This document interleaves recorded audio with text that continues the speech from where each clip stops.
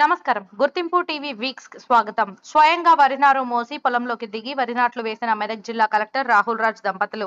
రైతే దేశానికి వెన్నెముక జిల్లా కలెక్టర్ రాహుల్ రాజ్ అన్నారు.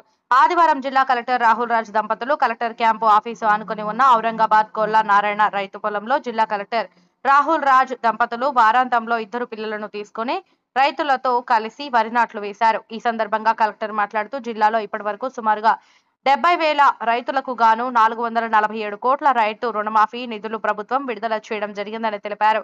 లాభదాయక సాగు చేసే దిశగా ప్రభుత్వం పనిచేస్తుందని, అందుకు తోడ్పాటునివ్వడానికే పెద్ద ఎత్తున రుణమాఫీ చేసిందని రైతులకు వివరించారు.